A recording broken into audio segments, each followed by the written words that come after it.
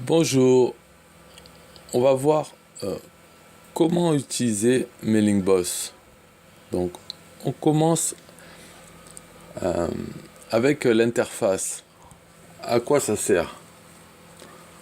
La première chose qu'on voit, c'est une carte bleue. Ça, c'est la dernière liste qu'on a créée. Donc, quand on l'ouvre, on voit ça. On voit au milieu euh, ajouter une nouvelle liste ou ajouter un nouvel email. Donc, il y a aussi le menu en haut à gauche avec plusieurs éléments. On peut voir aussi avec les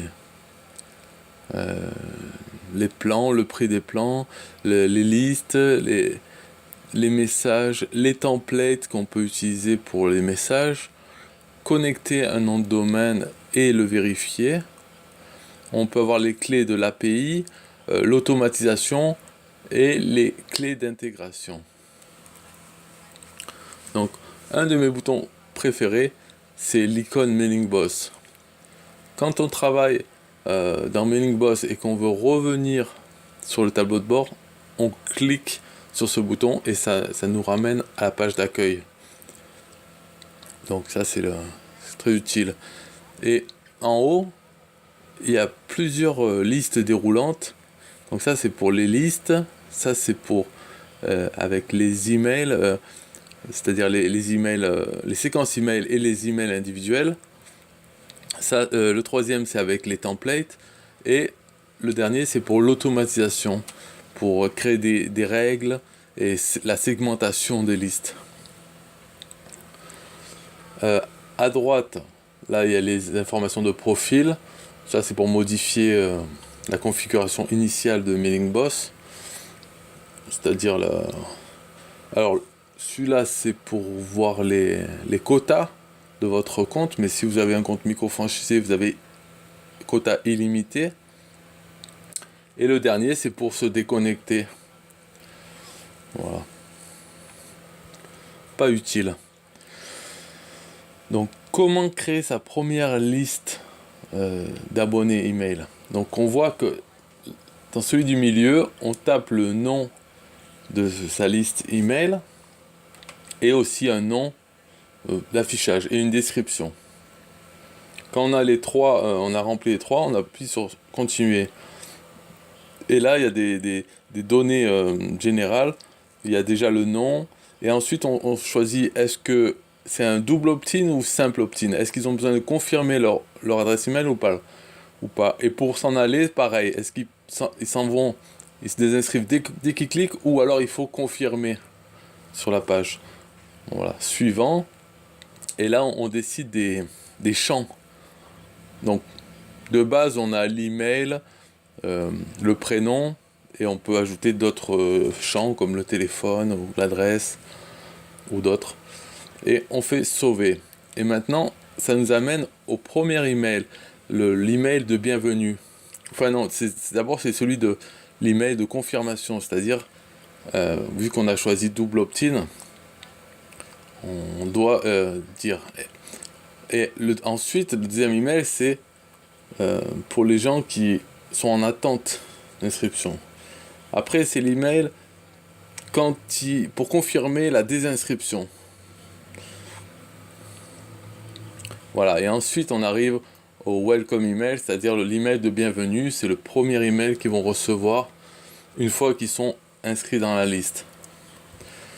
Et ensuite, on arrive sur le tableau de bord de la liste. Là, il marque le nom de la liste. Et de là, on peut voir combien on a d'abonnés, combien de segments on a, combien de champs et combien de pages. C'est les pages qu'on crée pour différentes fonctionnalités. Et là, on a la liste déroulante pour les liens rapides. Alors, on peut avoir le formulaire HTML, on peut importer ou exporter des abonnés, on peut créer une nouvelle séquence email ou un nouvel email indépendant. Là, on voit la croissance des abonnés, on voit différentes statistiques sur cette liste. Donc là, on a tout le tableau de bord de cette liste. Et maintenant, on va créer notre première séquence email. Donc on va ici, aux nouvelles séquences, on lui donne un nom et on fait continuer. Donc là, le nom est bon. On choisit la liste, donc elle est déjà prise, et le segment. Donc si on choisit un segment, ça serait un segment de la liste, mais si on ne choisit pas, c'est toute la liste. Et là, on peut éditer le premier email de la séquence. On peut en ajouter autant qu'on veut. Donc on peut ajouter des emails. Donc on ajoute les 2-3 nouveaux emails. Donc on a une séquence de 3 emails. Et maintenant on peut aller dans chacun des emails et déterminer exactement à quel jour, au bout de combien de jours ces emails sont envoyés après l'inscription de l'abonné. Et pour chaque email, il faut activer. Donc il faut créer sur activer. Activer ou pause. Voilà, tous les emails, les 3 emails de la séquence sont activés. Donc ils sont prêts à être envoyés aux abonnés. Une fois que c'est fini, on clique sur Done. Et là, on a toutes les informations sur cette séquence email. Donc tous les emails. Et là, il y a des statistiques qui vont commencer à grossir lorsqu'il y aura des abonnés qui vont recevoir cette séquence. Donc là, on va dans la liste. Voilà, on clique sur le premier bouton, sur le bouton Overview. Et là, on peut faire tout ce qu'on veut avec les abonnés qui sont sur cette liste. Donc vous voyez que MailingBoss est quand même assez facile à utiliser et c'est très facile de créer des campagnes email. Et en plus, après il y a toute la puissance de l'automatisation et des templates pour faire des emails professionnels, d'aspect professionnel. Et si vous voulez retourner au début, vous cliquez sur cette icône, on arrive au tout début. Voilà, c'est pas mal, hein. Au revoir.